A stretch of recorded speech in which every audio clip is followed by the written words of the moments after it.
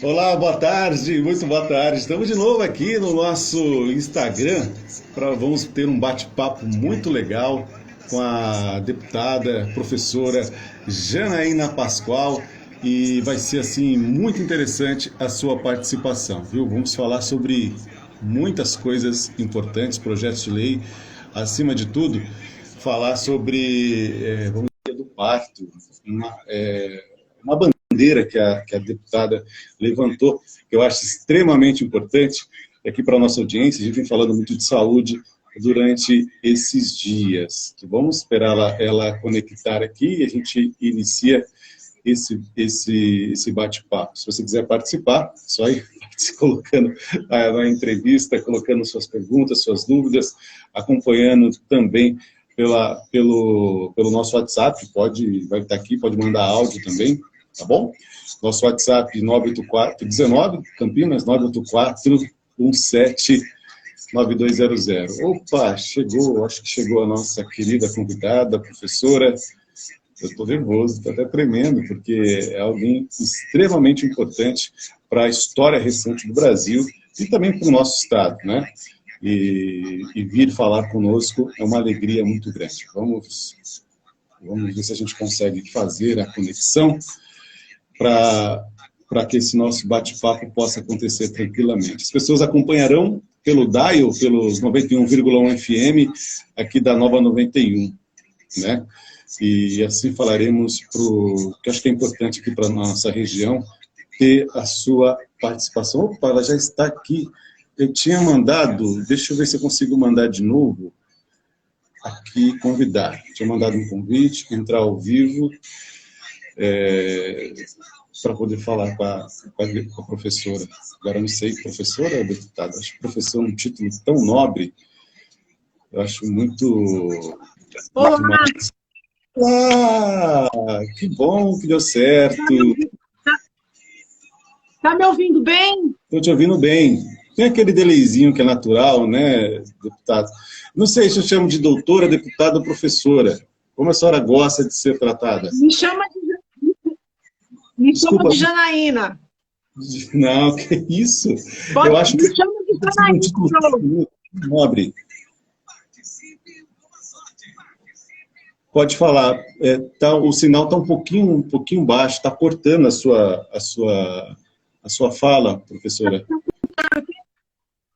Está me ouvindo melhor agora? Vou colocar mais perto aqui para ver se vai. Vamos ver. Vamos ver. Está me ouvindo melhor, meu? Te ouço bem. A senhora me ouve? Eu ouço o senhor bem, mas tá me ouvindo? Será que o pessoal está conseguindo ouvir? Eu acredito que sim, mulher de fibra. O pessoal adora a senhora, né? É impressionante. Nem todo mundo. Nem todo mundo. Como é que você consegue ser odiada por gregos e troianos, né? É impressionante, assim, como as pessoas fecharam para o debate, para o diálogo, né, professora? Olha, eu procuro ser fiel, né, às minhas próprias ideias, procuro ser transparente com as razões, né, de eu defender essas ideias. E aí, quem gostar, gosta, quem não quer, não gosta, entendeu? E assim vai gente indo, também né? fica muito encanado em assim, atender expectativas, não consegue fazer nada, né? Muito bem. Eu vou conectar a senhora aqui na mesa de som, a gente volta, está tocando teve que entrar uma música por conta do tempo, e a gente começa o nosso bate-papo. A linguagem vai ser sempre por rádio, às vezes eu vou ter que interromper, pedir para a senhora repetir alguma coisa, porque muitas pessoas não estão nos vendo, apenas ouvindo, para que ela consiga entender melhor. Tá bom? Ok. Combinado, então. Quando eu falar boa tarde para a senhora, é porque eu estou te ouvindo. A partir de agora, não te ouço mais, só te ouço aqui pelos fones. A gente volta aqui para a rede e inicia o nosso bate-papo.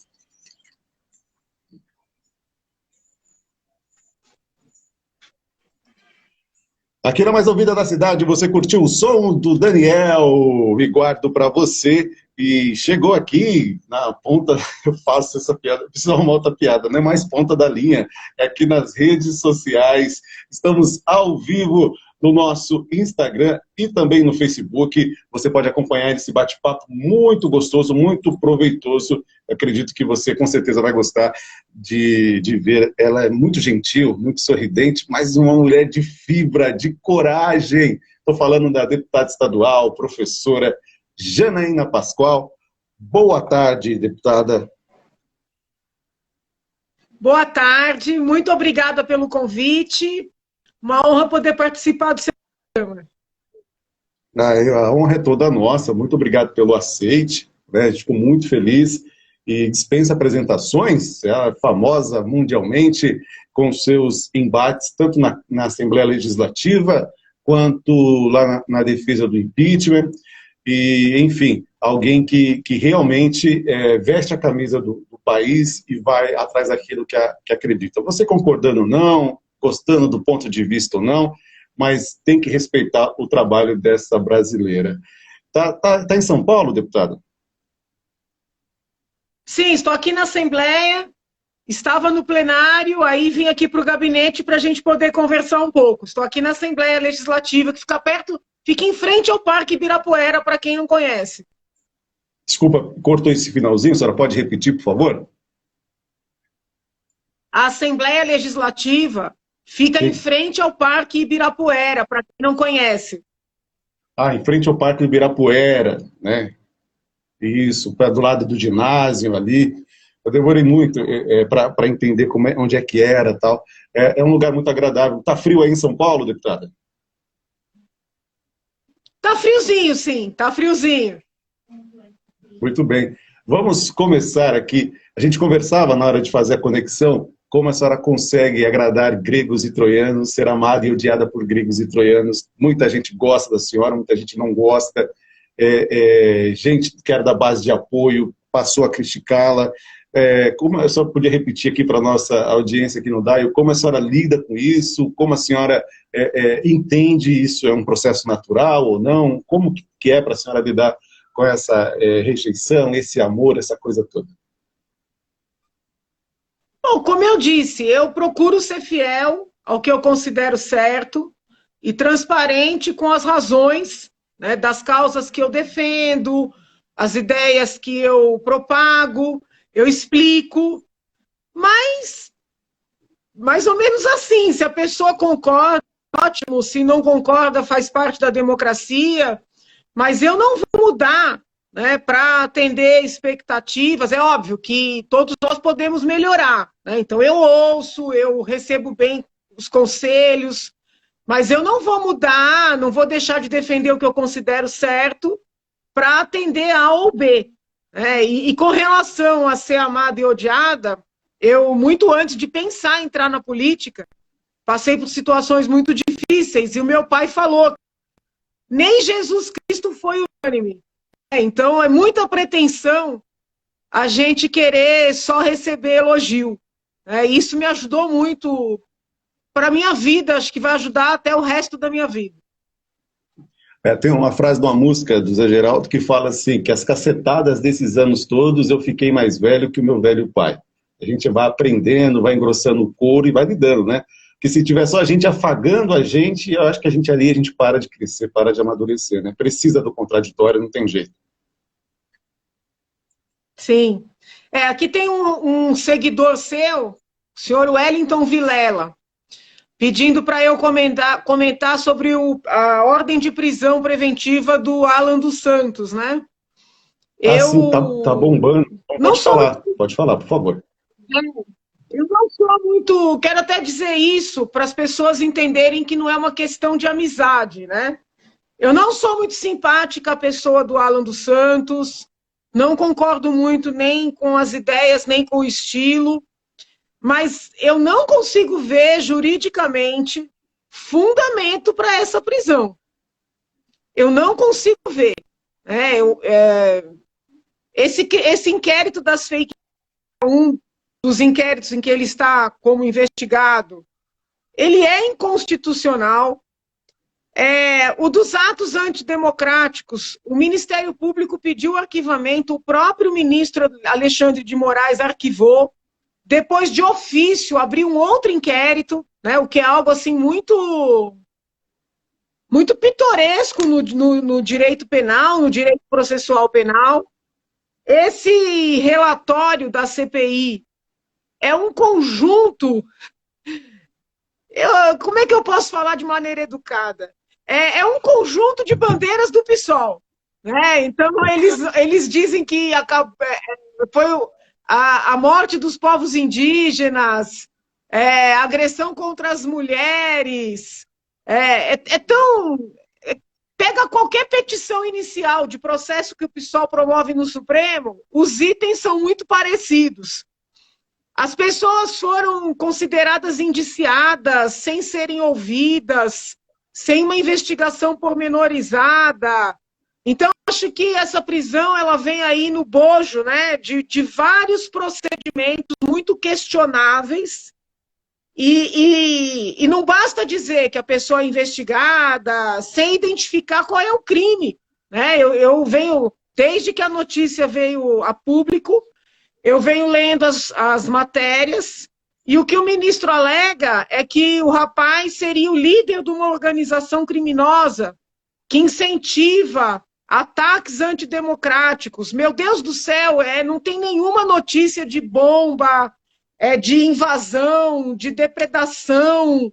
Então, eu fico realmente preocupada, né, com mais uma decisão de natureza jurídico-penal, né, que é o braço mais forte do Estado, o direito penal.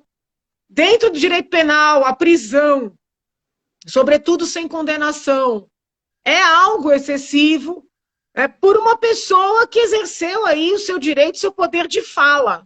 Então, não consigo ver elementos jurídicos para essa decisão. Muito bem, muito bem. Estamos conversando com a professora, a deputada Janaína Pascoal. Ela está tecendo aqui um comentário sobre o mandado de prisão, né?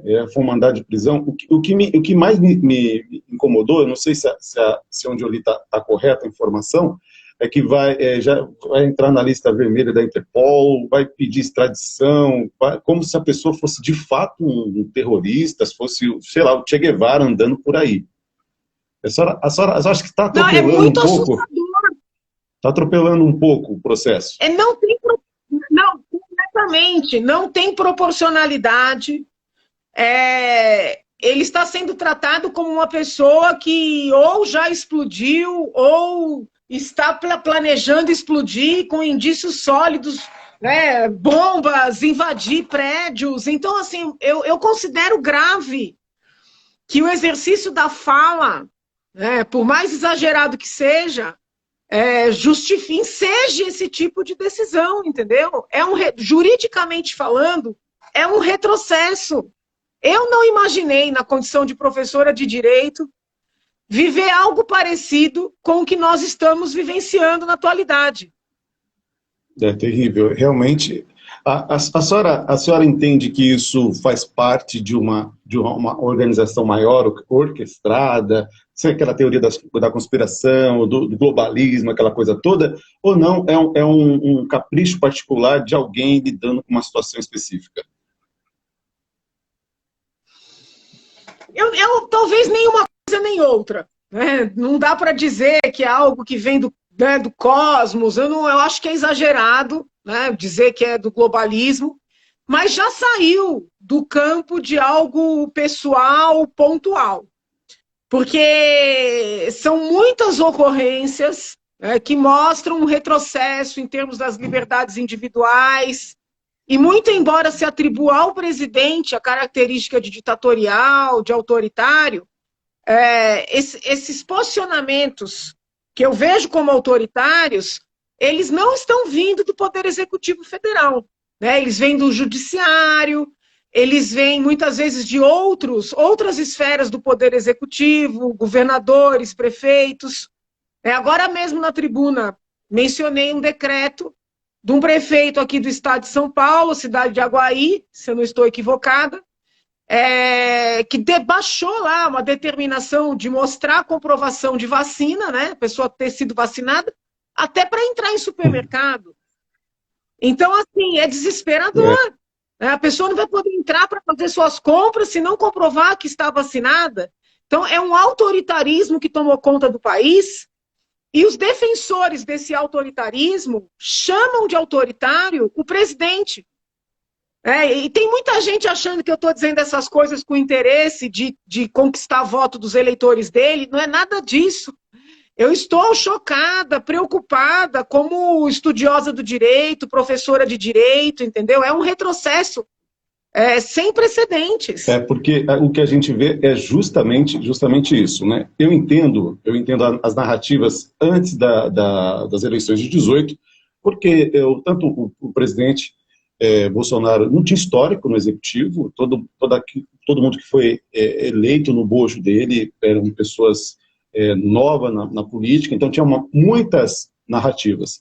Agora nós temos um histórico de quase 3 anos, que aí você confronta a realidade com aquela expectativa que a oposição tinha, não se confirmaram, em vários pontos não se confirmaram, mas mesmo assim eles acreditam estar vivendo aquilo que eles imaginavam que seria, né?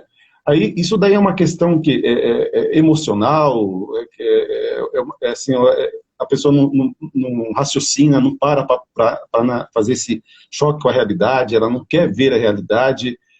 Aqui é só atribuir, porque o pessoal muito fala, a educação, eu entendo que a educação não está formando mais pensadores, não tem mais dialética no pensamento. Hoje as pessoas têm um pensamento muito binário, né?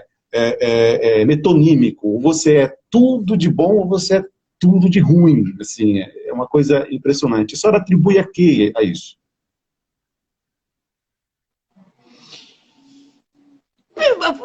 Eu penso que falta leitura, né? Falta leitura. As pessoas acreditam que os embates pela internet são a nossa realidade. É muito comum as pessoas lerem apenas os headlines, né? As chamadas, as manchetes, e não lerem a matéria inteira para fazer uma crítica mesmo no raciocínio. Existe uma dificuldade de se colocar no lugar do outro, né? Essa própria discussão sobre o passaporte da vacina.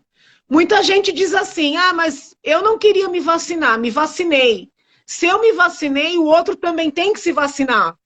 Então, a ideia de que todo mundo tem que estar submetido às mesmas normas, fazer as mesmas coisas, defender as mesmas ideias. Então, é um autoritarismo mesmo, né? Um autoritarismo, mas não só do ponto de vista ideológico, mas do ponto de vista das práticas do dia a dia.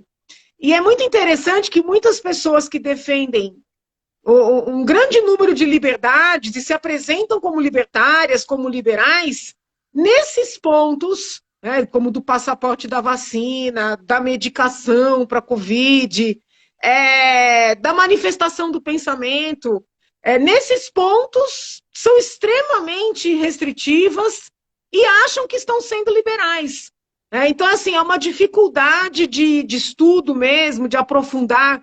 E eu não estou falando de nível universitário, porque tem pessoas até com titularidade, né, defendendo ideias muito ultrapassadas em termos de liberdades. Realmente está preocupando justamente porque se não tem diálogo, não tem contraditório, não tem possibilidade de crescimento. Vai ficando enfadonho, vai ficando mofado todas as nossas ideias, tudo aquilo que a gente entende por verdade. Professora, a gente vai entrar aqui num assunto que eu acho extremamente importante, depois a gente volta para essas questões políticas, que eu acho importante, né? Até me perguntaram, você vai falar agora sobre política, sobre questão jurídica, sobre o quê? Eu falei, ela é deputada, então sobre questões políticas, ela é professora de direito, também sobre questões jurídicas, e também sobre o quê? Desde quando eu li isso daqui, porque é uma experiência pessoal. Eu morei no Recife um tempo, e nas visitas que eu fazia, eu encontrava pessoas que tinham algum tipo de retardo mental, porque passou da hora de nascer. Teve complicação na hora de nascer. Né? Então, quando eu vi a senhora com esse projeto, para que as mães escolhessem a via do parto, junto com o seu médico, eu achei extremamente importante, porque havia um lobby, e há até hoje um lobby de que o parto normal é melhor para a mãe, para o bebê, tem que incentivar até o final. Mesmo assim, eu vou colocar uma outra coisa, que agora sou pai, eu vi e vivi, o leite materno é o leite mais importante em tudo que a criança precisa, você tem que incentivar até o final. Aí eu coloco, o leite materno é importante? É importantíssimo, desde que a mãe tenha leite suficiente para matar a fome da criança. Mesma coisa o parto normal, ele é a melhor situação desde que as condições sejam favoráveis para isso. E a senhora precisou mesmo de uma lei, precisou levar esse debate para a Assembleia, porque a senhora percebeu, teve essa sensibilidade, ou reclamaram, como é que foi para chegar, né, nessa lei que dá o direito da mãe escolher a via do parto? Essa lei, ela foi decorrência de uma promessa de campanha. Já na campanha, eu anunciei que faria essa propositura em virtude da minha experiência como advogada e como professora de direito. Tanto numa situação como na outra, tive contato com vários casos concretos de bebês que chegavam vivos dentro da barriga da mãe saudável, para maternidade, começou com dor de parto, rompeu bolsa, uma situação típica ali de nascimento, e na maternidade não quiseram fazer a cesariana, decidiram que tinha que fazer parto normal, a mulher implorando por uma cesariana. Alguns casos as mulheres ficaram 15, 17, 20, cheguei a acompanhar um caso de 40 horas de trabalho de parto, e o desfecho, né, drástico, ou a criança morria no ventre materno, ou nascia já, vamos dizer assim, entupida de mecônio, que é que a gente fala, comeu cocô na barriga, né, que é aquele líquido verde, marrom, que fica na barriga da mãe, ou aquela criança que consegue sobreviver, mas por força da falta de oxigênio no cérebro, fica com paralisia cerebral. Então, assim, foram muitos casos, muitos casos. Prometi na campanha, na verdade eu prometi como advogada, sabe, quando você promete para si próprio, quando eu tiver um pouquinho de poder na vida, eu vou combater isso aqui. Eu vi um caso concreto de uma mulher saudável que chegou com um bebê vivo, foi submetida a 17 horas, né, de sofrimento, uma verdadeira tortura, implorando uma cesariana, e aí quando determinaram fazer a cesariana já era tarde, né, a criancinha nasceu, tomou mecônio, nasceu verde a criancinha, ficou uma semana na UTI neonatal e faleceu. Então eu prometi para mim que eu ia fazer algo a respeito, prometi na campanha, entrei aqui. O segundo projeto que eu propus foi esse. O primeiro foi para a criança poder se matricular no primeiro ano do ensino fundamental, com 5 anos. Né? Posso até explicar por quê. Nós lutamos aqui severamente, porque tudo que eu apresento tem muita resistência da esquerda, né? Não preciso explicar por quê. Aí conseguimos aprovar a lei, consegui sancionar essa lei, o que é muito difícil, porque eu sou uma deputada independente. Naquele momento, talvez o governador não imaginasse que eu ia dar tanto trabalho, mas conseguimos sancionar a lei. Aí um deputado questionou a constitucionalidade, ficamos brigando por essa lei, com o apoio aqui da Procuradoria da Assembleia, até o Supremo declarar que a lei é constitucional, que é competência nossa. Então a lei está em vigor. Toda mulher tem direito, sim, a se manifestar, dizer que prefere fazer cesariana, ou pelo menos, na hora que vê que a situação está complicada, pedir a cesariana. É importante debater isso com seu médico no pré-natal, é importante fazer pré-natal. E muita gente disse, importante o seu relato, né, sobre a sua história em Pernambuco, porque muita gente disse que eu inventei essa questão da paralisia cerebral. E as pessoas assim, que têm honestidade intelectual, elas reconhecem. Pode até dizer que existem outras causas de paralisia cerebral, pode até dizer que essas questões, né, dessas crianças com que a gente chama com paralisia, sejam outras questões, tenham outra denominação, entendeu? Mas a verdade é a seguinte, muitas dessas crianças, né, que têm isso, que socialmente a gente reconhece como paralisia, tem porque tiveram dificuldade ao nascer, porque a mãe foi submetida a um parto longo, porque ficaram sem oxigênio durante o nascimento. Isso é um fato. Então, assim, e eu conversei com autoridades que não me ajudaram, mas me deram razão de maneira, assim, vamos dizer, privada, né? E chegar a dizer que, em virtude de uma portaria que foi editada do Ministério da Saúde, na época que o ministro era o agora senador José Serra, houve até uma geração PC, né, uma geração de paralisia cerebral. E é importante notar que muitas dessas crianças nascem em famílias humildes, porque nas maternidades que aceitam convênio ou aquelas famílias que podem pagar, a cesariana, ela é um direito, entendeu? A mulher quer tentar fazer o parto normal, mas assim, ela pode escolher fazer cesariana. E esses casos são mais raros. Esses casos aparecem mais nas periferias, nas famílias muito carentes que dependem do SUS e não têm voz. Então, eu quero deixar muito claro que eu não sou contra parto normal, mas eu sou contra impor a uma mulher uma via de parto pela crença de outras, ou para agradar A ou B, estatística X, e colocar em risco esse bebê. Não é só a questão. E outra, quando se olham as estatísticas, às vezes dizem assim, não, mas tem mais casos de bebê que morre na cesárea. O problema é que ninguém tem a honestidade intelectual de dizer que essas cesáreas são determinadas quando já se passaram horas tentando um parto normal. Quando você tem a cesárea, que é a chamada eletiva, que é aquela que a mulher decide com o seu médico, entendeu? Nessas não ocorrem essas coisas. É na cesariana determinada na emergência que o bebê morre. Porque, na verdade, não morre da cesárea, morre da insistência no parto normal. Entendi. E é isso mesmo. Eu lembro quando minha filha nasceu, a médica perguntou. Eu falei, mas o que a senhora acha? Ela falou para mim, para minha esposa, olha, pelo tempo e tal, eu proponho para vocês fazer a cesariana. Eu olhei para minha esposa e falei, o que você acha? Melhor a gente fazer porque o médico está orientando. Porque é justamente isso.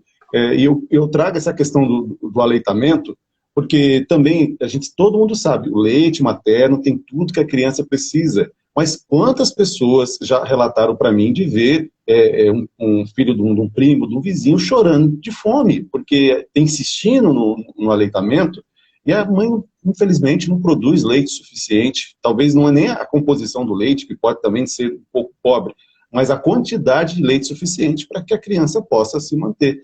Eu acho que tratar essas questões como dogmática, atrapalha o debate. E isso eu achei muito importante, porque as pessoas precisam saber que, apesar de ser a melhor situação para a mãe e para o bebê, o parto normal, ele pode ter complicações e consequências seríssimas. Por isso, me chamou muito a atenção esse projeto e achei fantástico que a senhora tenha levado à frente.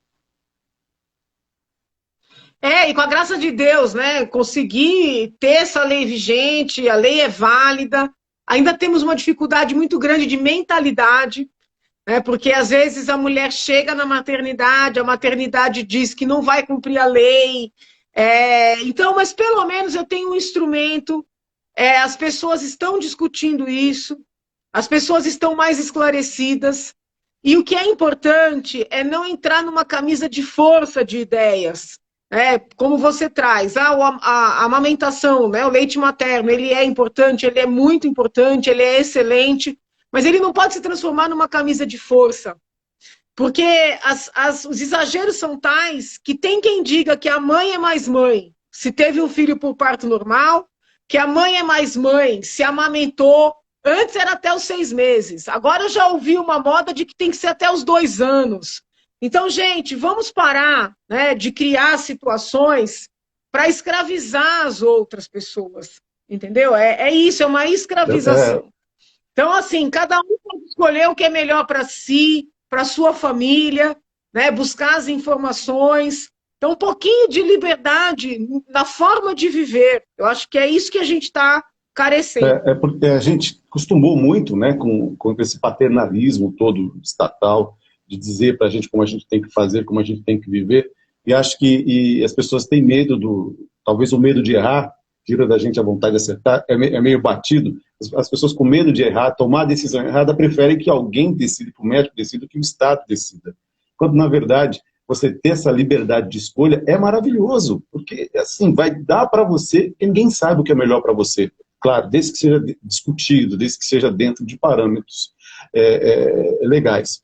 Dentro desse mesmo bojo, Eu lembro na campanha, a senhora tem uma projeção nacional muito grande, a senhora falava que, eu não sei se era uma necessidade ficar em São Paulo ou se era uma escolha ficar em São Paulo, mas a senhora entendia que, sendo eleita deputada estadual, na Assembleia, na Lesp, a senhora conseguiria fazer projetos que serviria assim, de modelo para os outros estados ou outras cidades, que as pessoas poderiam, as discussões que a senhora levantasse, poderia ser levada a outros lugares no Brasil. A senhora entendeu que funcionou ou não? Foi um tempo? Sim, sim. Não, funcionou. Eu fico feliz, assim, eu até tenho esse costume, quando eu apresento um projeto que eu percebo que poderia ter uma dimensão nacional, eu envio para as assembleias, eu envio para a Câmara, para o Congresso. Muitos projetos que eu apresentei aqui foram replicados em outros estados da federação, esse próprio do parto. É claro que os colegas fazem adaptações, né, com suas equipes, então não é que a pessoa pega e entrega igual, mas assim, se inspiram no projeto.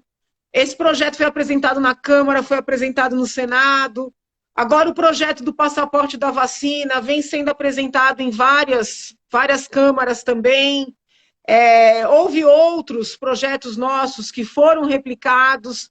Então eu acredito sim que nesse aspecto deu certo. Penso que essa minha passagem aqui na Assembleia, para mim, foi muito importante, para o Estado também foi, porque as pessoas não sabem. Mas o trabalho dentro de uma Assembleia, ele é muito técnico-legislativo. E pelo meu perfil, eu consigo barrar muita coisa ruim, eu consigo melhorar muitos textos, entendeu? Eu consigo tirar as ideologias de lado, discutir a técnica com os colegas. Então, acho que foi bom para mim, foi bom para o Estado. Mas para 2022, eu quero me voluntariar a trabalhar. Eu acho que eu trabalho pelo Brasil, né? Minha campanha foi essa, ficar em São Paulo, mas trabalhando pelo Brasil. Mas eu acho que eu vou precisar me voluntariar a trabalhar também oficialmente pelo Brasil, entendeu? Não só esse trabalho de municiar outras autoridades, mas eu quero me voluntariar para estar lá, né? No Congresso Nacional. A minha ideia é concorrer ao Senado. Eu sei que vai ser uma eleição muito difícil, mas entendo que o meu perfil é importante para o Senado. O Senado é uma casa legislativa da maior relevância. Sinto falta de pessoas com perfil técnico-jurídico lá dentro. Meu Deus, eu não gosto de ofender nem atacar as pessoas, mas a CPI da Covid, para mim, foi vergonhosa. Triste, né? Eu estou lendo aos poucos um relatório. O relatório é uma vergonha jurídica. Entendo que o Senado é a casa que, pela Constituição, limita um pouco a atuação do Supremo. Então, penso que o meu papel lá também é relevante por isso, né, para poder discutir sempre de maneira respeitosa, mas, vamos dizer assim, de maneira horizontal com o Supremo Tribunal Federal. É assustador que essas prisões sigam acontecendo, que não haja freios, é assustador. Óbvio que eu nunca ataco, eu quero discutir de verdade, juridicamente, tecnicamente. Por isso é que eu entendo que eu tenho que estar lá. Então, em 22, eu vou tentar, né, fazer mais, vamos dizer assim. Acho que fiz o que eu me propus a fazer, estou fazendo, mas eu quero tentar fazer mais. Entendi. E a senhora entende que cabe, muita gente fala de uma nova constituinte, reclama muito da que nós temos, a senhora entende que cabe agora uma nova constituinte ou precisa voltar aos anais da Constituição de 88, tentar fazê-la funcionar como ela foi pensada pela Assembleia Constituinte naquela ocasião? Esse tema é muito controverso, né? Os apoiadores do presidente, aqueles apoiadores mais raiz, eles são defensores de uma nova Constituição. Grandes juristas também são, professor Modesto Carvalhosa, professor Ives Gandra, se eu não me engano, o professor Adilson Dallari também, são grandes professores assim, da área do direito constitucional, direito de Estado. Eu, particularmente, tenho uma visão nesse aspecto, mais conservadora, tá? Eu trabalho muito com os ensinamentos de São Tomás de Aquino, Benjamin Constant. autores que chamam a atenção para os perigos de nós abrirmos portas para alteração legislativa muito, muito radical, entendeu? Não é que eu tenha medo de reformas, não é que eu seja avessa a mudanças, não é isso. Mas quando a gente abre uma porta como a de uma nova constituinte, pode entrar tudo e qualquer coisa. Então, eu prefiro trabalhar no conta-gota, né? Vamos fazer uma emenda aqui, vamos fazer uma alteração aqui, uma consulta assim, assado, uma reinterpretação, porque a Constituição Federal é um texto vivo. Né? Quantos não são os julgamentos que reinterpretam? Eu, particularmente, tenho medo de abrir essa porta de uma nova constituinte agora. Conversei, já tem um tempo, com o deputado federal Luiz Felipe Orleans e Bragança, mais conhecido como Príncipe, né? O Príncipe, inclusive, está preparando um projeto de nova Constituição. Ele até disse que quando estiver pronto quer que eu leia. Ele pretende publicar, não entendi bem se ele vai apresentar, mas ele pretende publicar esse trabalho. Ele é um grande defensor dessa ideia, e eu disse a ele que estou disposta a ler, né, mas que eu, a princípio, sou contrária, porque eu acho que a gente vai ter mais ônus do que bônus, entendeu? O risco de piorar é grande. Basta ver o que está acontecendo nessa CPI. Então, eu prefiro ficar com o que a gente tem e ir melhorando aos pouquinhos. Porque foi justamente, se a gente está reclamando que é de 88, que tinha um outro clima, outro zeitgeist, vamos dizer assim, né, não tinha tanta influência do progressismo, do pensamento progressista que nós temos hoje. Imagina agora, né? Eu penso também como a senhora, eu acho que aos poucos, é um processo longo que talvez a minha geração não verá ele terminado, mas acho que se constrói ao longo do tempo. E é justamente nisso que eu queria entrar agora.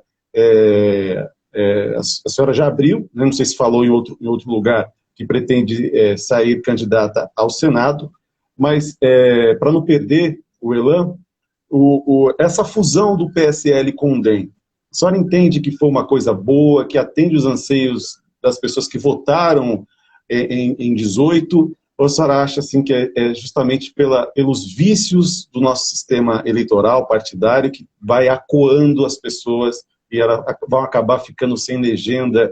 Eu sei que a senhora defende o voto não individual, é o voto avulso, né? A candidatura avulsa.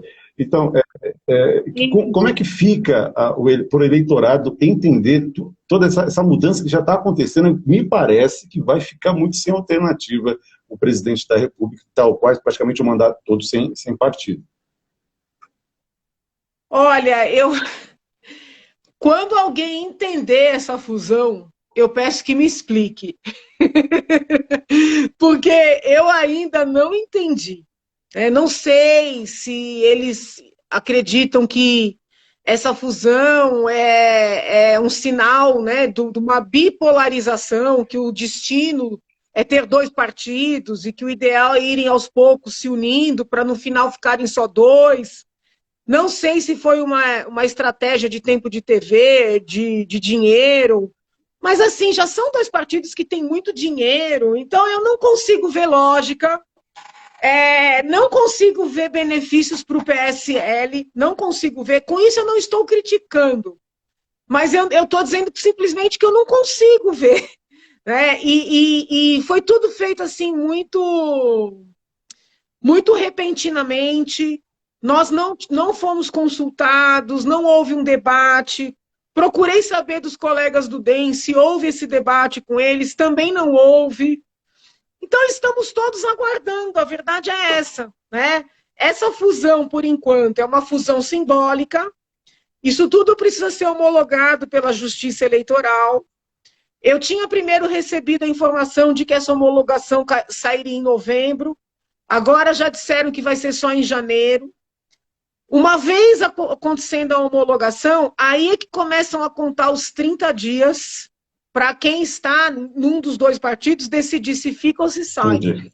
Então, esse período agora, antes da homologação, é um período muito importante para a gente observar, entender Quem é que esse partido vai apoiar na esfera federal? Quem vai apoiar na esfera estadual?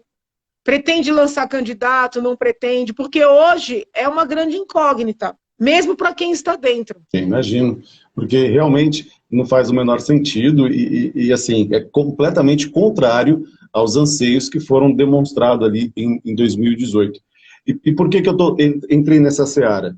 Porque o que eu entendo, o que eu vejo, né? Que a partir das manifestações de 2013, mas até um pouco antes disso, eu acho que iniciou um processo de depuração, no país que não termina nunca. E as pessoas têm uma pressa danada de que as coisas aconteçam a toque de caixa, tem uma pressa danada de que todas as mudanças aconteçam assim, entrou lá, tem que mudar, pronto, acabou, não entende todo o processo, tudo que envolve. Essa pressa, a senhora acha que a gente vai atingir essa maturidade de entender, como a senhora falou, não muda a Constituição, paulatinamente a gente vai construindo o nosso projeto de nação. A senhora entende que essa pressa que as pessoas têm pode atrapalhar de chegar alguém populista, alguém que dizer, não, eu resolvo em 5 minutos e pronto, e as pessoas comprarem essa ideia? Nós, já há algum tempo, nós vivemos dessa forma, né? Que é a dinâmica do salvador da pátria, que não existe. E aí não importa se é esquerda, direita, se é centro, é a figura em si. Então, cada cidadão tem que se fortalecer, tem que se preparar, tem que ser independente para construir um país. E não esperar chegar alguém que vai salvar e vai ajudar esse cidadão. É um conjunto de cidadãos fortes, capazes, independentes, que formam o país. Então, essa dinâmica do salvador da pátria, ela só infantiliza o povo brasileiro e nos joga para trás. Eu não gosto disso, por isso que eu também lutei muito contra o PT e sou crítica ao bolsonarismo, por força dessa dinâmica de aplaudir tudo, de não poder questionar, de não poder raciocinar. Isso é ruim para a maturidade da nação. E as pessoas não conseguem compreender. É muito comum falar assim, mas de que lado você está? Eu estou do lado do país, daquilo que eu considero que é o certo. Se for o certo defender algo que o presidente está defendendo, eu vou seguir defendendo. Se for o certo dizer que o presidente errou, ou pelo menos explicar qual seria um caminho melhor, eu também vou fazer. Ainda que isso implique perder votos, perder likes, porque é um compromisso que eu assumi comigo, que eu assumi com os eleitores, com o país, entendeu? Vai muito além de eleição. Perder likes é melhor do que perder a dignidade, né? Do que perder a própria essência, né, professora? Eu queria entrar num outro PL seu, que é da esterilização voluntária. Qual que... eu poderia falar, mas acho que a senhora explicando fica melhor para a nossa audiência, qual que foi o objetivo, a sensibilidade, qual que foi o impulso para esse projeto? Esse projeto nasce de um dos módulos da minha disciplina de bioética na USP, que trata justamente da Lei de Planejamento Familiar, que é uma lei federal de 1996. Foi uma lei federal, assim, aprovada a duras penas na época, porque tinha muita resistência da Igreja Católica, e com isso não é uma crítica à Igreja, eu respeito a visão religiosa, mas naquela época era muito comum que todo católico tivesse muita resistência a qualquer método contraceptivo. Tá? Hoje, é um pequeno grupo de católicos que tem essa visão, mas na época era mais. Então foi uma conquista, essa lei de 96, para dizer para o médico, principalmente, que ele não praticava uma lesão corporal quando fazia uma laqueadura na mulher, uma vasectomia no homem, ou seja, realizava uma cirurgia de esterilização voluntária. Mas foi ainda uma lei, por força da resistência, que trouxe assim muitos crimes infundados. Né? Então, se o médico faz a laqueadura menos de 60 dias, né, depois da assinatura da autorização, ele comete crime, pena de 2 a 8 anos. Se o médico faz a laqueadura no meio da cesárea, durante a cesárea. É óbvio que a mulher tem que saber, a mulher tem que ter pedido, tem que ter sido instruída. Ninguém está falando que o médico vai fazer contra a vontade. Por isso que o projeto é esterilização voluntária, né, desejada. Por essa lei de 96, o médico comete crime. Então, o que eu pensei? Pegar essa legislação e atualizar de acordo com a evolução da leitura da Constituição, de acordo com a evolução da bioética. Aí eu propus o seguinte, que as pessoas podem escolher fazer esterilização voluntária, mesmo que o cônjuge não dê o aval. E já tem vários juristas que deram pareceres, eu mesma fiz uma opinião jurídica lá para o Supremo, tem várias discussões nesse sentido, audiências públicas, então hoje já é pacífico, que o cidadão tem direito ao próprio corpo. Não tem sentido o médico responder por um crime se a mulher faz uma laqueadura sem o marido dar autorização. Vejam, eu defendo e acredito que tem que ter verdade entre um casal, tem que ter transparência, que essa decisão é uma decisão que deve ser tomada pelos dois.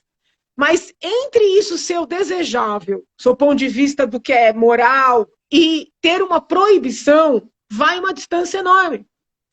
E eu já vi casos de pessoas que moram nas ruas, que querem fazer a laqueadura, que já tem até 10 filhos, e o companheiro não assina e a pessoa não pode fazer. Isso é a realidade. Então, assim, a gente tem que fazer lei pensando na realidade. Além disso, hoje, pega uma mulher, esquece, nem estou falando de SUS, pode ser privado, pode ser particular. Ela já tem 2 filhos, ela está instruída, orientada, mas não tem nenhum problema de saúde, mas ela quer fazer a laqueadura na 3ª cesárea. O médico não pode fazer, tem uma proibição. Quem entende que a mulher, nesse período de parto, está sensível. O que vai acontecer? Essa mulher vai ter que marcar uma 2ª cirurgia. Vai ter o bebê, aí tem que marcar outro procedimento. Se colocando em risco 2 vezes. Quando você vai para a saúde pública, o Estado vai pagar 2 vezes.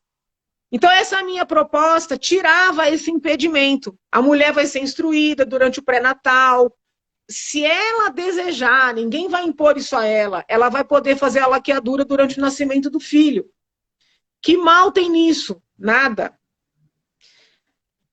Depois dessa lei, se eu não estou equivocado, em 2015, foi promulgado o Estatuto da Pessoa com Deficiência. Tá? Quem pegar o Estatuto da Pessoa com Deficiência e ler, vai constatar que está escrito lá que a pessoa com deficiência tem direito a casar, a ter filhos, a fazer planejamento familiar. A esterilização voluntária faz parte do planejamento familiar. O que eu fiz? Eu coloquei ali no projeto que foi aprovado aqui na Assembleia, mas infelizmente foi vetado pelo governador, que a pessoa com deficiência, recebendo orientação, acompanhamento, também vai poder escolher fazer esterilização. E aí tem gente me acusando de higienismo, de eugenia, porque eu permiti, de maneira clara, um direito que o Estatuto da Pessoa com Deficiência já havia conferido, entendeu? Entendi. Também fiz ali, porque a lei de 96, ela quase que inviabiliza que uma pessoa usuária de drogas faça a esterilização. Então, você tem vários casos das mulheres que moram nas ruas, que são dependentes químicas, nos momentos de lucidez, pedirem para fazer a laqueadura. Não fazem. Não fazem. Preferem colocar um anticoncepcional subcutâneo, para ela não engravidar. Porque, às vezes, pratica sexo por uma pedra na rua. Agora, gente, vamos falar a verdade. Estão querendo me acusar de eugenista. Vamos falar a verdade. Quem é que lucra com esse anticoncepcional subcutâneo? A indústria farmacêutica. Porque de 3 em 3 anos, esse anticoncepcional tem que ser renovado. O Estado tem que pagar de 3 em 3 anos para colocar nova leva de anticoncepcional. Entendi. Desculpa, o meu projeto incomodou muita gente. O meu projeto, que foi aprovado nessa casa, incomodou muita gente. E era um projeto bom, projeto constitucional, projeto que atende o princípio da autonomia individual, um projeto que traz economia para o Estado, porque não vai gastar dinheiro com anticoncepcional, né, desses que são caros, viu? Não são baratinhos, não. Vai poder fazer laqueadura durante o parto, economiza com uma segunda cirurgia, menos crianças abandonadas vivendo em abrigos. Então, assim, um projeto bom para quem é católico, quem é religioso, espiritualista, um projeto que evita aborto, porque se você não vai engravidar sem planejamento, né, não tem sentido nem pensar. Eu sou contra aborto em quaisquer circunstâncias, mas esse projeto é preventivo também para aborto. Infelizmente foi vetado. Entendi. E quando o governador, é que nem acontece no cenário federal, o governador vetou, volta para a Assembleia e pode derrubar o veto ou não? Está encerrada a questão. Olha, é muito difícil pautar um veto aqui. A rigor deveria ser assim, mas é muito difícil, é prerrogativa do presidente. Até agora, desde que nós entramos em 2019, o único veto que foi pautado foi da deputada Isa Pena. Ninguém fala, mas muitos colegas aqui ficam muito magoados, né, com esse diferencial que foi concedido a ela. Ninguém entendeu. As pessoas não falam, a diferença é que eu falo. Então só teve um PL. Agora já estão anunciando na casa que vão colocar para derrubar o PL em que foi vetada a venda de álcool nos estádios de futebol, que eu considero algo péssimo, né? Então eu vou tentar obstruir a derrubada desse veto. Então, assim, eu já solicitei colocar esse veto em plenário, mas eu acho pouco provável que isso aconteça. Entendi. Então tem que ficar lá aquele trabalho todo. Esperar a campanha eventualmente ser eleita para poder apresentar lá, Entendi. Entendeu? Ou que algum colega lá apresente e lute para conseguir emplacar. Entendi. A gente está chegando ao final, infelizmente, desse nosso bate-papo, muito gostoso, muito proveitoso. Eu queria perguntar outras coisas dos projetos que a senhora apresentou, mas uma dúvida que sempre que paira, que é uma questão particular, mas que eu acho que faz parte de todas as pessoas. Eu não vou citar nenhum caso específico para não dizer que a senhora está falando de um particular, mas se discute muito em relação à remuneração, os vencimentos dos advogados, né? Se, por exemplo, é lícito ou não uma pessoa que não trabalha, não tem renda declarada, conseguir dinheiro, sabe Deus da onde, para pagar os honorários dos advogados que o defendem. Se é solto assim mesmo, ou se tem algum tipo de fiscalização, porque de repente pessoas que cometem crimes são presas e têm advogados caríssimos e ela não tem rendimento declarado. Falam-se até de que já tem casos sim, de advogados que estão sendo investigados por lavagem de dinheiro. Como é que é isso? É assim mesmo? É solto? Ou tem algum tipo de... Esse é um tema ainda não resolvido no cenário nacional. Em alguns países, se a pessoa não tem origem, ela não pode fazer o pagamento. Alguém tem que se responsabilizar e ser identificado. Eu fui conselheira da OAB por muitos anos. Eu cheguei a levar para o presidente na época a ideia de que nós deveríamos nos debruçar sobre isso, disciplinar isso, de maneira a deixar claros os comportamentos, tá? Então eu vou te falar da minha posição, que não significa que seja da ordem. Eu entendo que o advogado pode sim receber os seus honorários, mesmo que a pessoa não tenha uma origem clara, mas o advogado precisa declarar tudo, recolher os seus tributos e deixar muito evidenciado quem foi que pagou.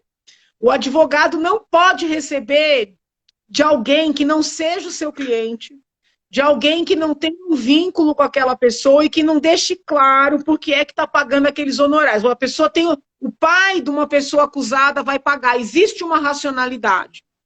O advogado, de maneira nenhuma, isso não sou eu que acho, tá? Isso, pelo amor de Deus, é quase que uma orientação aqui. De maneira nenhuma pode aceitar receber os seus honorários e devolver o dinheiro para alguém. Jamais um advogado, um escritório, pode aceitar ser passagem, entendeu? né? Então, por exemplo, quando é que é lavagem? Indiscutivelmente. Quando o advogado recebe um valor alto, declara como honorários, paga os impostos, vê o que ficou do líquido e devolve para alguém. Ou para a própria parte, ou para um terceiro, ou para um político, ou... Então, assim, o advogado, ele está... Nessa teoria da lavagem de dinheiro, existe uma figura chamada do gatekeeper, né, que seria o porteiro. O advogado, o contador, né, existem algumas carreiras que são carreiras de risco. Então, é muito importante ter a transparência, perguntar para o seu cliente quem é que está pagando aqueles honorários, qual a origem. Então, por exemplo, vai evitar, vamos supor, você tem como cliente um comerciante, aí esse comerciante chega para te pagar com um monte de cheque de terceiro, você não sabe de quem são aqueles cheques. Não é adequado, não é seguro aceitar. Né? O cliente que deposite os cheques dos seus clientes e que te dê um cheque dele, Entendi. Entendeu?